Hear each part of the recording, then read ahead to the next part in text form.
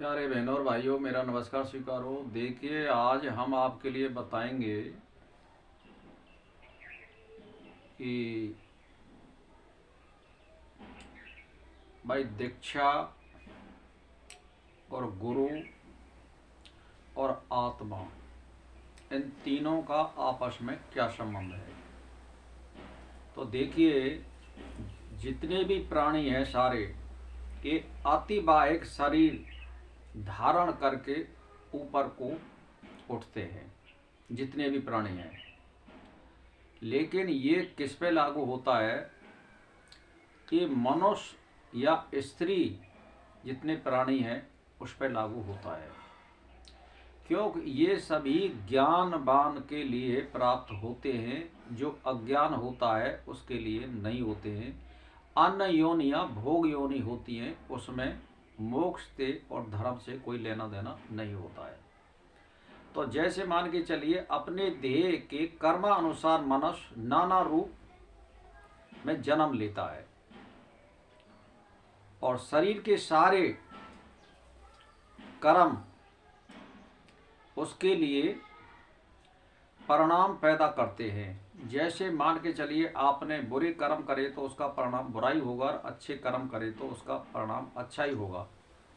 इसी हिसाब से आपको किसी का दुष्चरित्र इस जन्म में होता है तो किसी का पूर्व जन्म का होता है। जैसे मान के चलिए, आपके बुरे कर्मों का या अच्छे कर्मों का फल इसी जन्म में मिल सकता है, या अगले जन्म के लिए जा सकता है, या इसी जन्म में आपके पूर्व जन्मों के फल भी मिल सकते हैं। ये परमात्मा के ऊपर निर्भर करता है कि वो कहाँ किसका प्रयोग करता है। अब इसमें क्या है कि गुरु चरण कृपा से रहित है और मेरी आज्ञा से विनिष्ट हो जाते हैं। वस्तु तो गुरु चरण दृष्टा नष्ट होने से रक्षा करती है, यानी जो गुरु की शरण में रहते हैं और उनकी सेवा सुरता में रहते हैं, तो वहाँ वो गुरु उनकी रक्षा करता है। और गुरु चरण सेवा सबसे बड़ा तप है। गुरु के प्रसन्न होने मात्र से सारी सिद्धि प्राप्त हो जाती है, इसमें संशय वाली कोई बात नहीं है। सभी ग्रंथ पुकार पुकार के कहते हैं, बशर्ते गुरु पे आप संशय न करें। मैं गुरु हूँ, मैं ही देव हूँ और मैं ही मंत्रार्थ हूँ। नाना शास्त्रों के अर्थ को ना जानने वाले जो लोग इनमें भिन्न यानी बुद्धि रखते हैं, वे नरक के गामी होते हैं, यानी वो बुरे कर्मों का परिणाम प्राप्त करते हैं। सभी विद्याओं की प्राप्ति का जो मूल है वो दीक्षा है, और वैसे ही स्वतंत्रता का जो मूल है वो गुरु है। अब आप सोच लीजिए, गुरु ही आत्मा है, इसमें कोई संशय नहीं है। अपनी ही आत्मा अपना बंधु है और अपनी ही आत्मा अपना शत्रु है। अपने द्वारा जिस कर्म को जिस भाव से किया जाता है उसी भाव से सिद्धि मिलती है। यानी मान के चलिए, आपके मन में किसी देवता का साक्षात्कार करने का मन बना हुआ है, तो जब साक्षात्कार करने का मन बना हुआ है तो मां कोई फल प्राप्ति नहीं चलेगी। आपको फल की इच्छा करेंगे तो आत्म साक्षात्कार नहीं होगा।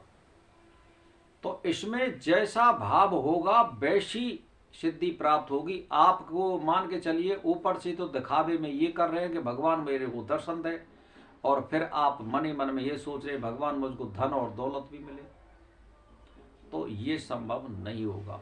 कसौटी पे खरा उतरने के लिए इष्ट भी आपकी परीक्षा में बड़े बड़े विघ्न और बहुत बड़ी देरी का परिणाम प्राप्त कराएगा। अगर आप खरे नहीं उतरते तो खरा उतरने की आपकी कड़ी परीक्षा ले सकता है इष्ट। इसीलिए आपको खरा उतरने के लिए कड़ी परीक्षाओं से भी गुजरना पड़ेगा।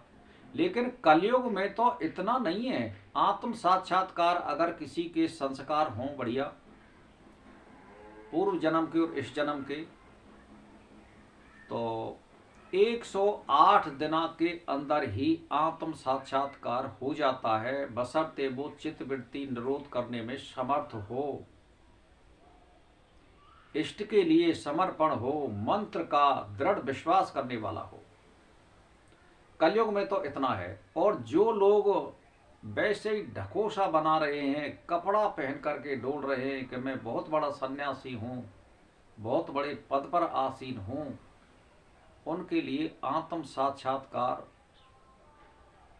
दूर की बात नहीं है, वो सपने में भी नहीं आ सकता। आत्म साक्षात्कार आंतरिक वृत्ति से चित्तवृत्ति निरोध करने वाले के लिए जीरो में जब तक नहीं आओगे तब तक वो नहीं होगा। आत्मा सभी बातों को जानने वाली होती है। ज्ञानवान के लिए आत्म साक्षात्कार बहुत कड़ी परीक्षा है। इसमें अज्ञान बनना पड़ता है, आगे पीछे कुछ देखना नहीं पड़ता है, बस केवल आगे का ध्यान रहता है कि मेरे सामने इष्ट है और कुछ नहीं है। और 24 घंटे उसी में तल्लीन हो जाओगे और खाने पीने कुछ की सुध नहीं रहेगी, बस मेरा यही है भगवान, आप कुछ नहीं, मेरे सिवा आपके सिवा कुछ नहीं है मेरे लिए। आत्म साक्षात्कार बहुत जल्दी हो जाता है। तो मेरा कहने का मतलब ये है कि आप समझिए, मैंने 3 बातों का इसमें शब्द रखा है कि दीक्षा और गुरु और आत्मा, इनका क्या संबंध है। इन तीनों का समावेश ही आत्म साक्षात्कार है। इन तीनों का तारतम्य बैठा लीजिए आप। तो वीडियो जो है 7 मिनट का होने को जा रहा है। कल मैं फिर दूसरा वीडियो बनाऊंगा। इसी के साथ मेरा नमस्कार स्वीकार।